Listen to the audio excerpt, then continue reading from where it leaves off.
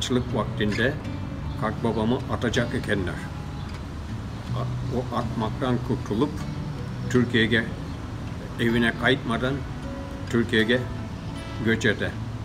Bunda Türkiye'de, İstanbul'da çiftçilik yapar. Hayvanlar öldürür. Kırım'dan inekler getirip bunda sütçülük yapar.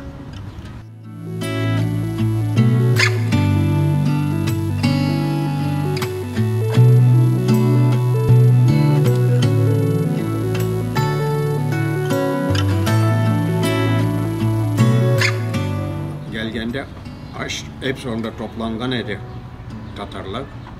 Yani 7-8 kişi var idi. Ve o torbanı açıp o bir tane armut, Kırım'dan bir armut yiyivergenler enişteme.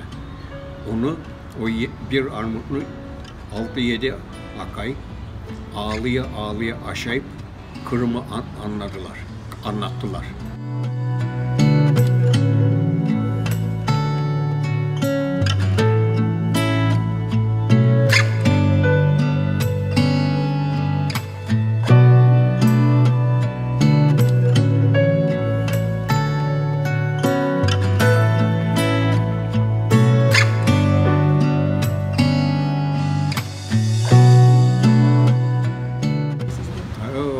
Bugünkü gibi hatırlayman Kırım'a nasıl indik. Çok heyecanla, çok heyecanla. 18 Mayıs Olganı içinde daha çok Kırım'da Tatarlar heyecanlıydı. O vakit kimse bir şey yapamıyordu. Çadırlardan daha yeni çıkıp başlagan ediler. Hani o çadırlarda yaşayan vakitlerini anlattılar çok. Tabii anamın Toğan köyüne Abbak'a gittim. Babamın Tuğan evine gittim.